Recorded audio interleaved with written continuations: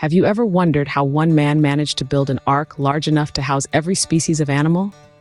A daunting task, isn't it? Yet nestled within the ancient pages of the Bible, we find the remarkable story of Noah, a man of faith and obedience who accomplished just that. In a time when the world was spiraling into chaos and wickedness, Noah stood apart, a beacon of righteousness. The Lord entrusted him with a monumental task, a task that would become his life's work and a symbol of hope for all of humanity. It's a tale that transcends time, brimming with lessons that resonate even in our modern world. The story of Noah isn't just about a great flood, an ark, or even a rainbow. It's a journey through faith, obedience, and divine intervention. A journey that led to the salvation of mankind. Stay tuned as we navigate through the story of Noah, exploring his faith, obedience, and the divine intervention that saved mankind. The story begins when God speaks to Noah, a righteous man in his generation. In a world teeming with corruption and violence, Noah stood apart. He was a beacon of righteousness in a sea of moral chaos, his character a stark contrast to the wickedness around him. The Bible tells us that Noah found grace in the eyes of the Lord, a testament to his virtuous life. One day, God spoke to Noah, and God said to Noah, "The end of all flesh has come before me, for the earth is filled with violence through them. And behold, I will destroy them with the earth. Make yourself an ark of gopher wood. Make rooms in the ark and cover it inside and outside with pitch." Genesis chapter 6, verses 13 to 22. God's words were not merely a revelation of impending doom. They were also a call to action, a divine command. Noah was to build an ark, a vessel that would serve as a refuge from the coming deluge. This colossal task was daunting, to say the least. Imagine the enormity of the assignment, the sheer scale of the project. Yet it was a mission entrusted to Noah by none other than the Creator himself. "Make thee an ark of gopher wood. Rooms shalt thou make in the ark, and shalt pitch it within and without with pitch." The ark should be 300 cubits long, 50 cubits wide, and 30 cubits high, with 3 decks, a single window, and a door. The ark should be made from gopher wood and covered with pitch, and have a rectangular box-like design. Genesis chapter 6, verses 14 to 16. This was more than just a call to build an ark. It was a call to obedience, a test of faith. Noah was tasked with the responsibility of preserving life amidst a world destined for destruction. It was a mission that required unwavering faith and absolute trust in God's promise. And so, the stage was set. The world was on the brink of a cataclysmic event, and one man stood at the center of it all. Noah, a beacon of righteousness in a world of wickedness, was tasked with a divine mission. His response would determine not just his fate, but the fate of all life on earth. So Noah was tasked with a divine mission, but how did he respond? Faced with a seemingly impossible task, Noah's faith never wavered. Can you imagine? Tasked by the Almighty himself to build a vessel of epic proportions, the likes of which had never been seen before. Yet Noah, the humble servant, did not falter. Now picture the enormity of this task. Noah was commanded to construct an ark of gopher wood, a vessel so colossal it would need to be 3 stories high and longer than a modern football field. It would have to be sturdy enough to withstand a deluge that would cover the entire earth, and large enough to house a zoo's worth of animals. But Noah, guided by unwavering faith, took to the task with a determination that was nothing short of divine. The construction of the ark wasn't just a feat of physical labor. It was a testament to Noah's obedience and faith. Every beam placed, every nail hammered was a step in his journey of obedience to God's command. This was a man who had never seen rain, yet he was preparing for a flood. A man who had never built a ship, yet he was constructing a vessel to safeguard life itself. Imagine the years rolling by as Noah and his family toiled under the sun and the stars, shaping, carving, and sealing the gopher wood. The ark began to take shape, a monument to faith and obedience rising from the earth. It was a testament to a promise, a covenant between man and God. Through this process, Noah became more than just a man. He became a symbol of steadfast faith in the face of adversity. He became a beacon of hope for all of humanity, demonstrating the power of obedience and belief. His perseverance, his trust in God's word, became an inspiration for all of us, a testament to the human spirit and the power of faith. In the face of the impossible, Noah showed us that with faith, all things are possible. With the ark built, what was the next step in God's plan? Imagine gathering every animal, 2 by 2, into a single vessel. Now, let's dive into the colossal task Noah was assigned, gathering the animals. Picture this: every creature, big and small, from every corner of the earth brought together in one place. The towering elephants, the nimble squirrels, the vibrant parrots, the elusive snow leopards, all summoned to Noah's Ark. It's a task that boggles the mind, isn't it? But remember, this was a divine mission, not just a feat of logistics.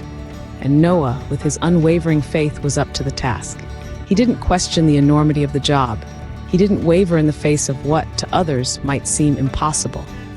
Instead, he embraced his calling with obedience and determination, trusting in the divine plan.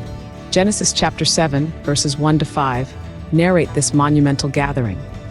They tell us how Noah didn't just bring the animals, but he brought them in pairs, a male and a female of each kind. This was to ensure the preservation and continuation of each species after the flood. While we cannot fathom the sheer scale of this endeavor, we can appreciate the faith and obedience that Noah demonstrated. It's a lesson for us all, to trust in the divine plan, even when the path seems insurmountable. And so with each pair of animals safely aboard the ark, Noah completed his task. The lions and lambs, the spiders and sparrows, the dogs and dolphins, all were gathered, 2 by 2. It was a sight to behold, a testament to Noah's faith and God's divine intervention. And then the moment of truth arrived. With the animals secured, the world was about to witness an event like no other. The skies darkened, the winds howled, and the first drops of the great flood began to fall. But that, my friends, is a story for the next scene. With the animals secured, the world was about to witness an event like no other. As the heavens opened, the flood began, a deluge like no other. Imagine, if you will, the world as you know it, suddenly transformed into a vast, endless sea. The rain fell relentlessly for 40 days and 40 nights, a torrential downpour that washed away all of life on earth. Noah, a humble man of faith, had heeded the divine warning. He had constructed an ark, a monumental task that had taken him over a century. Aboard this ark were his family and a diverse assortment of animals, all sheltered from the raging storm outside. Their only home was this wooden vessel, tossed about by the tempestuous waves. As the waters rose, so did the ark, lifting Noah and his passengers above the flooded earth. The world they had once known was submerged beneath the surging waters. It was a sight of both awe and terror, a testament to the power of nature and the divine. The rain didn't just fall, it poured. It came in sheets, a curtain of water that blurred the line between the sky and the sea. The world outside was a churning, roiling expanse of water. This was the Great Flood, a deluge of epic proportions, the likes of which had never been seen before and would never be seen again. But Noah and his family remained safe within the ark, amidst the pairs of animals, all of them cocooned within this vessel of salvation. It was a stark contrast, the tranquility within the ark against the chaos outside. It was a testament to faith, to obedience, and to the power of divine intervention. As the floodwaters rose, the ark became their world, their sanctuary in the midst of chaos. Surrounded by water, they were adrift in a sea of uncertainty, yet held fast to their faith and hope. For they knew that they were not alone, that they were under the watchful eye of the divine. The earth was covered in water, but what was to become of Noah and those aboard the ark? The flood was a test of faith, a journey into the unknown. As the world outside was reshaped by the waters, so too were the lives of those aboard the ark. In the midst of the flood, Noah and his family waited for dry land. Imagine being cooped up in a gigantic ark, afloat on an endless sea. The only scenery for miles around was the expansive waters that had swallowed the earth. It was a time of patience, a time of faith, and a time of pondering the magnitude of what had just occurred. For 150 days, the waters held sway over the earth. The ark, a beacon of hope and survival, bobbed on the surface, carrying its precious cargo of life. Noah, his family, and the animals within their care waited. They waited for a sign, waited for the promise of dry land. Then the Bible tells us in Genesis 8, God remembered Noah. He sent a wind over the earth, and the waters began to recede. The fountains of the deep and the windows of heaven were stopped, and the rain from heaven was restrained. Slowly, the water levels fell, and the tops of the mountains became visible. Yet, Noah and his family didn't rush out at the first sight of land. They waited even longer. Noah sent out a raven and then a dove to see if the waters had dried up from the earth. It was only when the dove returned with an olive leaf that Noah knew the earth was ready to support life again. Imagine their relief, their joy, and perhaps a sense of trepidation. After all, they were about to step out into a world vastly different from the one they had left behind. A world cleansed and reborn, ready to start anew. Finally, dry land appeared, but what was Noah's first act after stepping off the ark? Well, that's a story for the next scene. Stay tuned as we continue to explore the timeless and inspiring journey of Noah and his ark. In response to Noah's faithfulness, God made a covenant symbolized by a rainbow. Imagine the scene. The floodwater has receded. Noah, his family, and all the animals have finally set foot on dry land again. The air is fresh, the sky is clear, and there's a palpable sense of relief. It's a new beginning, a fresh start for all creation. In this moment of profound gratitude, God makes a promise to Noah, an agreement, a covenant that extends to all living creatures. This divine pact, as recorded in the book of Genesis, specifically chapter 9, verses 8 to 17, is a promise that God will never again destroy the earth with a flood. Now, this isn't just any ordinary agreement. It's an eternal covenant, one that is still in effect today. God, in his infinite wisdom and unending love, didn't just make a verbal promise. He gave us a sign, a physical reminder of his pledge that we can see in our world today, the rainbow. The rainbow, with its vibrant hues arching across the sky, serves as a visual testament to God's word. Every color, from the warm red to the cool violet, is a reminder of his promise, his covenant not to devastate the earth with a flood again.